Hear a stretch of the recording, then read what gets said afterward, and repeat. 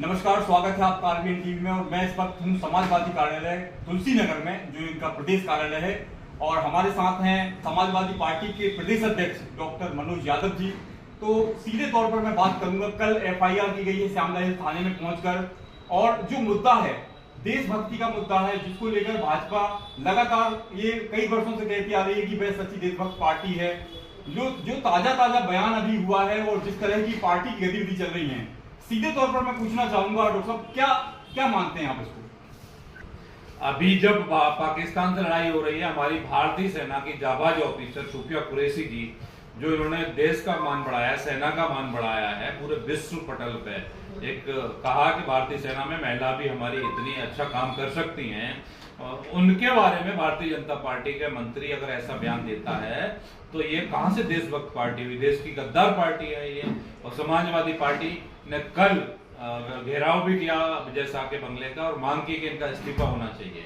मैं कोर्ट को धन्यवाद देना चाहूंगा कि कोर्ट ने स्वतः संज्ञान लिया है और विजय शाह पे एफआईआर दर्ज कराई, और उन्होंने समय दिया था कि 6 बजे तक एफआईआर दर्ज हो जानी चाहिए, लेकिन भारतीय जनता पार्टी ने उसको भी, कोर्ट के आदेश को भी नहीं माना और उन्होंने रात को 11 बजे एफआईआर की है। तो ये लोग, क्या मोहन जी आपकी मिली भगत है? आपने बयान दिलवाया है, या मोदी जी आपने दिलवाया है, अमित शाह जी आपने दिलवाया है? अगर नहीं दिलवाया है तो विजय शाह को तुरंत मंत्रिमंडल से बर्खास्त किया जाना चाहिए और ऐसे व्यक्ति पर देशद्रोह का मुकदमा लगा के जेल में अभी तक जाना चाहिए। जब भारतीय जनता पार्टी, आप देखेंगे कि अरविंद केजरीवाल मुख्यमंत्री थे, उनको जेल भेज सकती है, हेमंत सोरेन को, झारखंड के मुख्यमंत्री को जेल भेज सकती है, तो क्या विजय शाह जैसे मंत्री को जेल नहीं अभी तक जाना चाहिए था?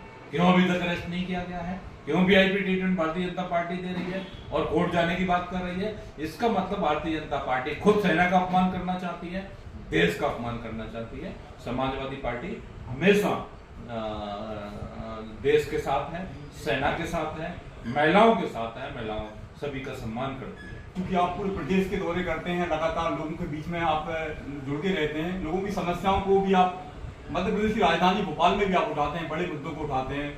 मैं आपसे ये पूछना चाहता हूं कि भारतीय जनता पार्टी जो विश्व का सबसे बड़ा संगठन बताती है, ऐसे में कोर्ट को आदेश करना पड़ा कि आप डीआईजी लेवल पे कि आप इनकी एफआईआर, क्या मानते हैं आप? वर्तमान में सिर्फ भारतीय जनता पार्टी केवल देश के विकास से कोई मतलब नहीं है, संविधान से कोई मतलब नहीं है, भारतीय सेना से कोई मतलब नहीं है।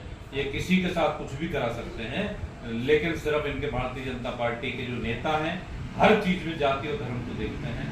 जो उसी में सुफिया कुरैशी में भी ये मुस्लिम ढूंढ रहे हैं। भारतीय सेना की अधिकारी और महिला नहीं दिखाई दे रही है इनको, वो भी मुस्लिम दिखाई दे रही है उनको। इससे ज्यादा शर्म की बात, निंदनीय बात कुछ हो नहीं सकती। समाजवादी पार्टी इसकी भय निंदा करती है और विजय शाह को जब तक जेल नहीं भेजा जाएगा तब तक हम लोग शांत नहीं बैठने वाले हैं। मेरा एक आखिरी प्रश्न आपसे था, छोटा सा प्रश्न, क्योंकि ये पूरा महिलाओं को लेकर के कहीं ना कहीं टारगेट इस पूरे मामले में देखने को मिल रहा है। एक महिला जो भारत की बेटी, और जो है किस तरह की जो सर्जिकल स्ट्राइक पूरी की गई है, पूरा ऑपरेशन सिंदूर का जिन्होंने नेतृत्व किया, क्या मैसेज आखिर जाता होगा पूरे देश में इस तरह की मध्य प्रदेश की गलती से?